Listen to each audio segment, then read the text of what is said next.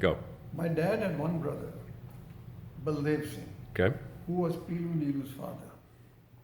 Great man. I remember him very well. Yeah. He was not really a great man. Well, he was a nice uncle, grand He was uncle. a very nice yeah, guy. Yeah. Father, your grandfather, he was in one way a very grand man because he was a very good student. Mm-hmm. And he had gotten an LLB degree, a Bachelor of Law, which was in those days very difficult. They used to call it LLB. I don't know why two L's, but this is what the degree was called. And he had graduated from a very, at that time in Punjab, the most, praised or most highest degree, college, the Law College, Lahore. So we're talking about your father now, Or right? my father. Yeah. And he had not only gotten his law degree, then he was also admitted to the bar at a relatively young age. And this would have been where? In Lahore. In Punjab, In Lahore. Okay, Lahore. Okay. I had his certificate somewhere, I don't, maybe it is lying I know where it is. in India probably. Okay. Yeah, I think it's here, but anyway. So anyway, he was admitted to the bar and that picture, that thing is there. And what I remember is,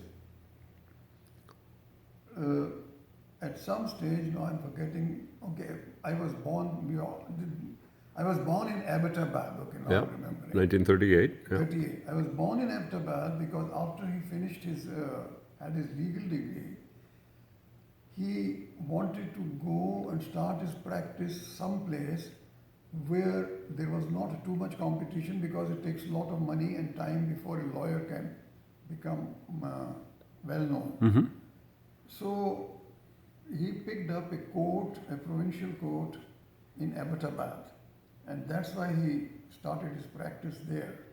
Once, that's what BBG told me, once he felt confident enough and had started getting clients and this and that, then he rented a small office in a place called Kasur. That you should write down, Kasur. Okay. Or Kasoor. Okay.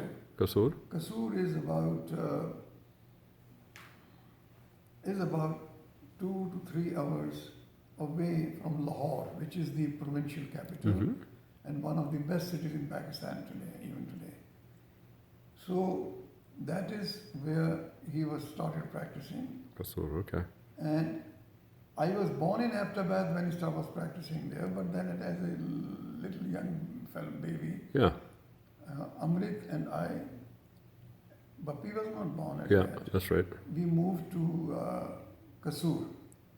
And I remember Kasur vividly. I was probably 5 years or 4 years old. The reason I remembered it, that by that time the certain kinds of Indians, the better educated ones, etc., had realized that they were slaves of the British and they did not want it, they didn't like it, they wanted to fight against it. But they had been told not to use violence, try to use non-cooperation and this and that.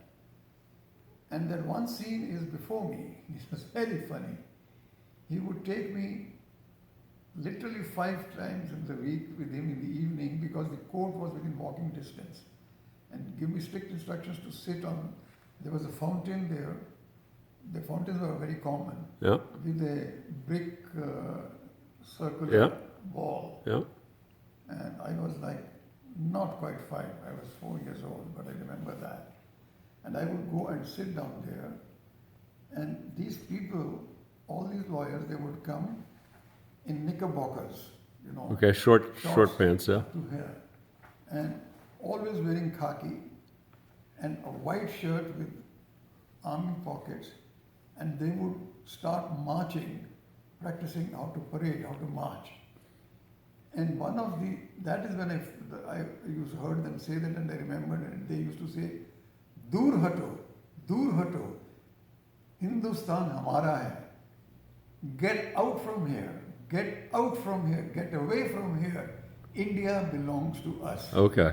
Nice. That is what and they were doing it in the courthouse for a reason, because the constitution even applicable to India also was the British one, and no police could have come and touched them also because they were exercising their right in the precinct. Okay. So there's a right to protest that was Yeah, enshrined there in was a the. protest, and even if they didn't like it, nobody could have caught them because Right. they were doing it in the court area, and that somehow was under the control of the lawyers who were all Indians. And I used to watch them, and I used to enjoy them like crazy. And then I do not know how many lawyers, one after the other, would someday that lawyer, someday the other lawyer, but all the lawyers knew me. They would pick me up, kiss me, or just play with me. And they were Muslims, they were Hindus, they were Christians. Sikhs? Huh? Sikhs? Sikhs, of course. Yep. And Sikhs. I was only Sikh. And they There's all all kinds had of- a very, very amicable relationship. It's all nonsense what Yep. was being told later on. Anyway, then every year, Dad used to send the family, which was Amrit, me, and my little brother, Papi? Bappi, Yep. to a hill station or somewhere because it used to be very hot. And in case of Amrit, and later on also for me, the school used to have the summer break. And he used to. But Daddy, you say the school had a summer break. So which years are we talking about? 19. I got of the year 43. You what? 43. 43. Okay, good. 42 actually. 42, 43. So you remember like 4 or 5 years old 4 or when 5 this. years. Okay. Actually, I was not. And this continued until independence, then, roughly, right? Yes, Okay. but something worse happened Yeah. before independence. He passed away. That's right. So, but Amrit, so I was not really going to school. I was only 4 years old, but I used to sometimes. I still remember I had found at the age of 4. I used to get bored how to walk to Amrit's school, and much to her chagrin, I would walk there and go and sit next to her. Okay. And I was the cause of a lot of commotion with all the other girls and teachers, but they were nice because I was very small. They tolerated it somehow. Sure. And then what I remember the next scene, I don't know what happened in between. What I do remember is sitting in an ambulance, which had the front part where the drivers were sitting. That I remember very clearly. And then there were 2 long seats, and Dad was lying on a stretcher, and he was semi-conscious or not at all conscious. And Amrit Banji's husband, Surinder, Mm-hmm. he had an older brother who was a doctor. Okay. And his name was Pupinder. Pupinder dropped everything and he rushed and he sat in that very ambulance. And I remember that every now and then, but he was constantly monitoring him to somehow keep him alive. Already at that time it was a touch and go thing for him. But he reached Lahore, that was where the big hospital was. Mhm. And he had already been admitted through Surinder's elder brother because he was a doctor himself there. And they took him there. Dad would not have died. He died because of an administrative mistake. He was at that time, and we all are, allergic to sulfur drugs. Okay. There was no penicillin in those days. So if you had any kind of infection, the only the option of choice was sulfur drugs. Now, but if you were allergic to that, then you are not supposed to take it. Yeah. Pupinder, Surinder's elder brother, the doctor, he was very aware of that. Yeah. And he got and admitted him into the hospital in Lahore. And he wrote the orders very clearly because I later on read them. Yeah. He said something like, I'm forgetting it, but let us say he said 3 milligram 1 time a day. So instead of that, they gave 1 milligram 3 times a day. Instead of that, she gave 3 milligram 3 times a day. Yeah. something like Of something that he was very allergic to. Yeah, he was so allergic that Yeah. he died because of that. Yeah. Nobody could save. And when he passed away, there was nobody there, even Surinder's brother, Yeah. who would have understood. And that was purely a nurse's mistake, and he died. And since then, this sulfur drug was whispered into my ears so often that all my life, no matter to which doctor I've gone and they say, what are you allergic to? I automatically say to all sulfur drugs. I don't say that, maybe I'll mention it. You should. Yeah. And so I have never let any sulfur drug come near to me. And now we don't need because sulfur was old. Now Old, they give now it's better, penicillin. modern Now they give medication. penicillin, but there Yeah. was no penicillin at that time. Okay, so hang on, let's take a break. Okay. Was Lajwanti. Who's, Lajwanti is the third sister. She's the oldest also. Okay. And she was the mother of, I don't know, Prem Praji, for example. Yeah. And Prem Praji's brother Kirpal and Yeah. all that. So they used to live in Faridabad. Right, and we visited them there, yes. And so Kirpal and another brother Surjit, who ended up being, all these children went very high up, more or less, in the armed forces. Right. So Kirpal was rear admiral or something like that. In the Navy, right? In the Navy. Yeah. And Jaswant was a lieutenant general. So I mean, these are almost Yeah. the topmost. Was he in the Navy or in something else? No. Generals are always in the army. Army, of course, yes, thank you. Lieutenant general. And then actually two brothers became lieutenant general. Lieutenant general is just one step below a general rank. So one was Surjit, and the other one was Iskirpal. Iskirpal, right. I think Surjit is also alive, I don't know. Then Okay. he had, the youngest son was Darshan, who was a naval officer, but he was basically no good. He was only one. He was the youngest, I guess. And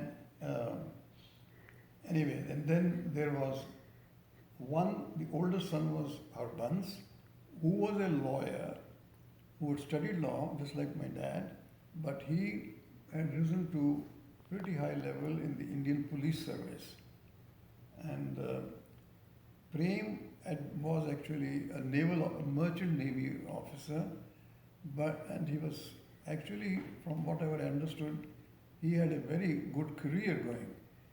That time, in order to join the merchant navy, the absolute best place to get that was to get, there used to be training ships to be selected for a ship called Dufferin, I don't know how it's spelled.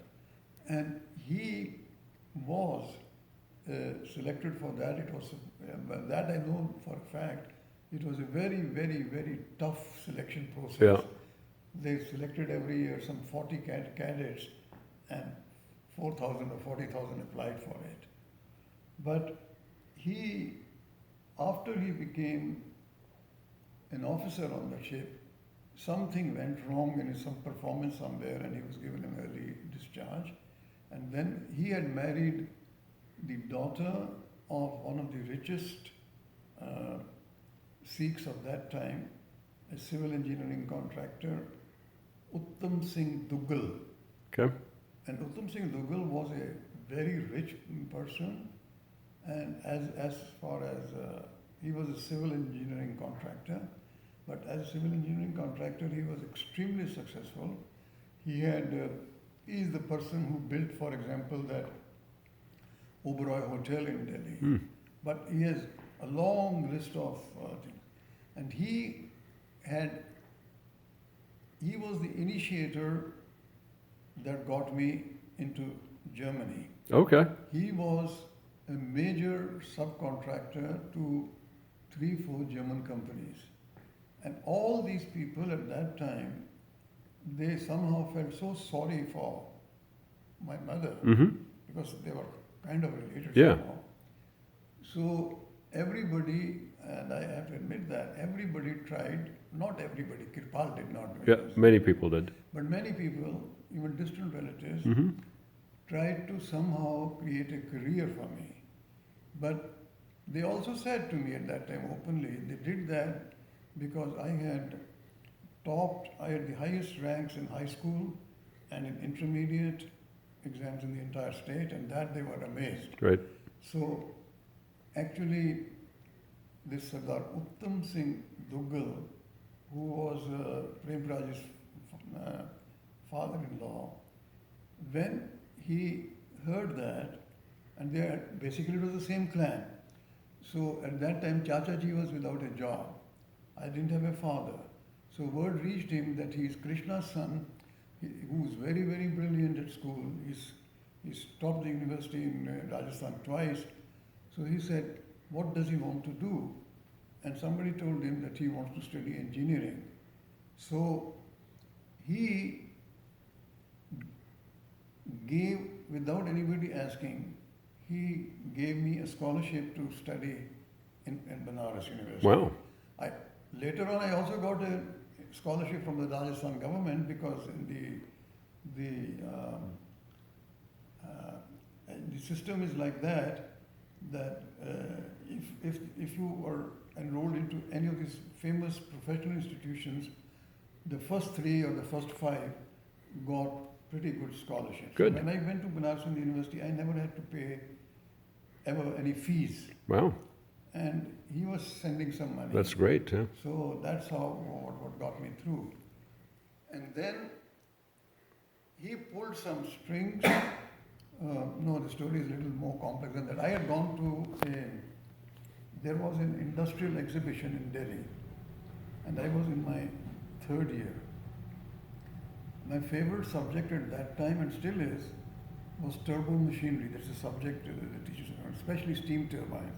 I was not very good at many other things, but I was the guy in steam turbines. Whenever students didn't understand, they would come to me, my fellow students. Mm-hmm. So I happened to be in Delhi, and Amrit's husband, my sister Amrit's husband, Surinder, who was a journalist, he said to me, Kaka, there is a big industrial exhibition going on here. Why don't you go and see that? So my quick question, how much does it cost? He said, don't worry, I'm a journalist, I get a lot of passes. So here it is. And the following thing happened. It was one of the greatest coincidence or lucky coincidence that I could think of. I went there. It was a huge exhibition. Mm-hmm. 70% of the exhibitors were Indians, Mm-hmm. but there was a separate section for foreigners. Mm-hmm.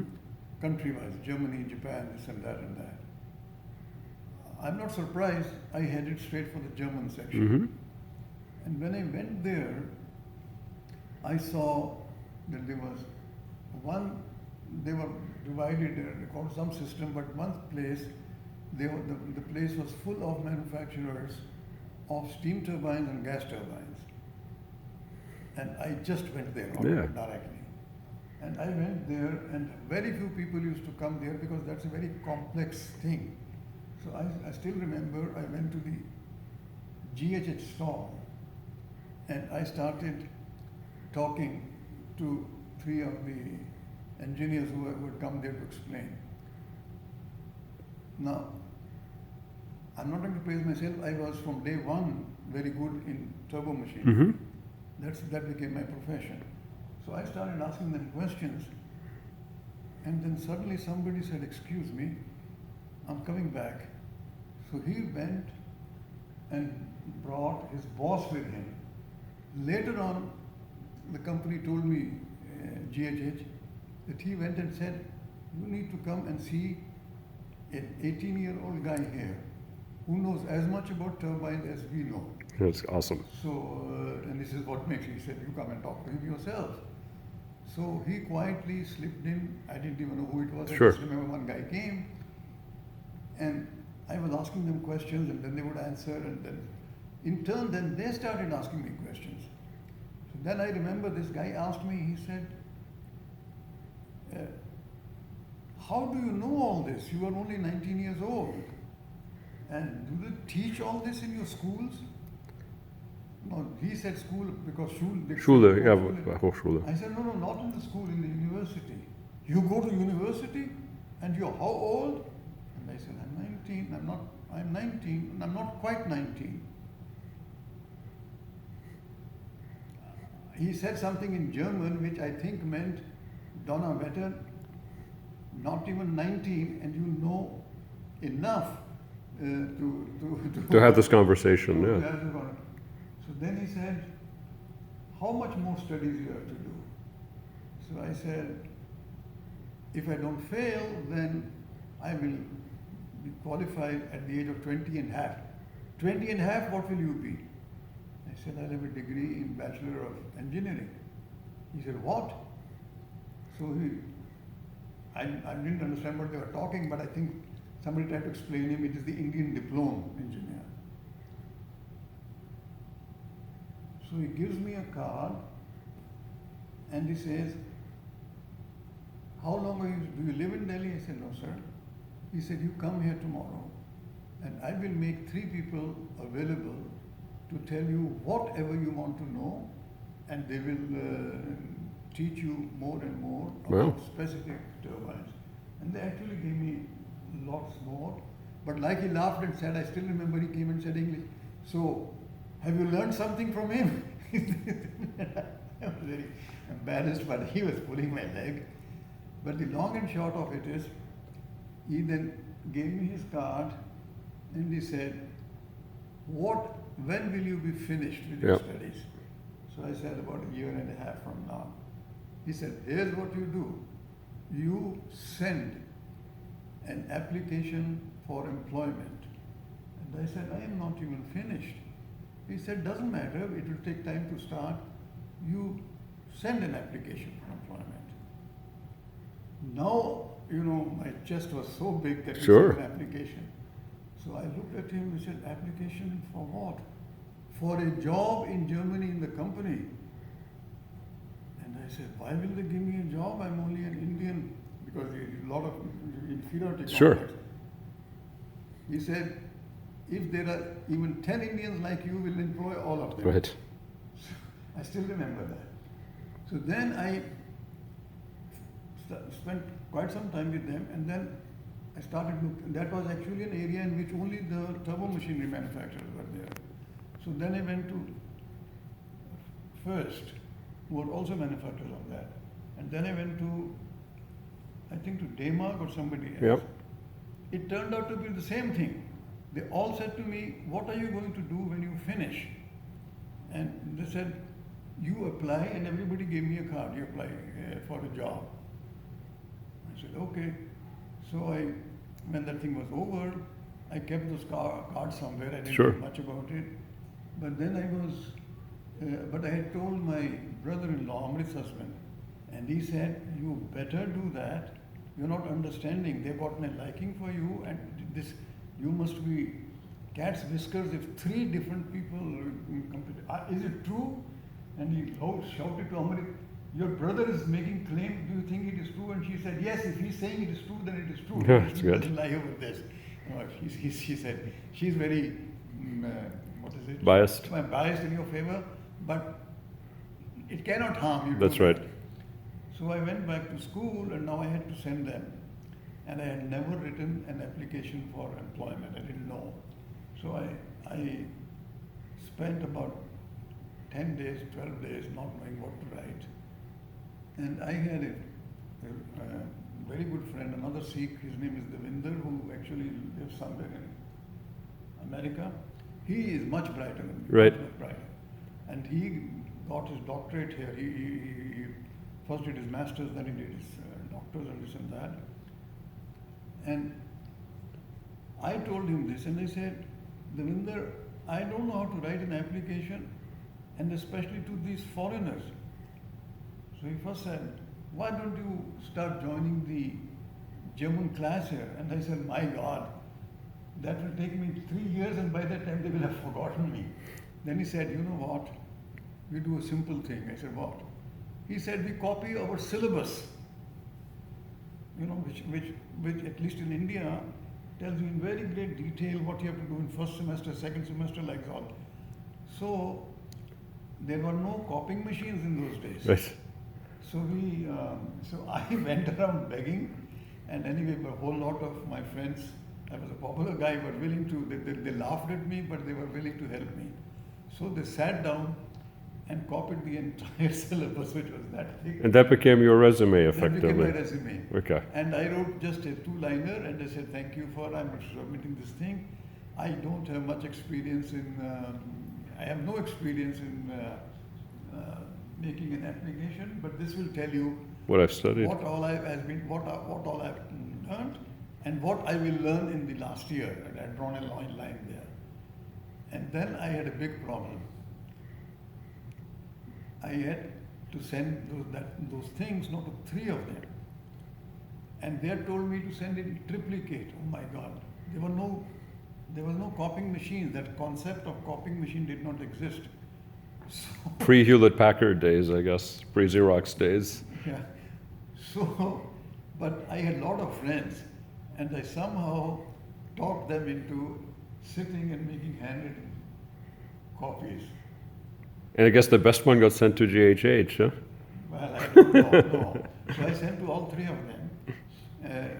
them, and then I said, in that very clearly said, I am only a student, I have never worked, I have no experience, but I hope the attached syllabus will tell you what all I am being taught. And then true enough, after about 2 months, first one offer came, then a second offer came. Then a What third. does an offer mean in this case? I guess that you were so far away, they couldn't really interview you, right? No, So they didn't care to interview. yeah, because they'd met you. They They'd met already me. met you and formed an What I opinion. later on found Yeah, out, yeah, I went and worked for 2 companies, Yeah. not the 3, not all 3 I did not. yeah.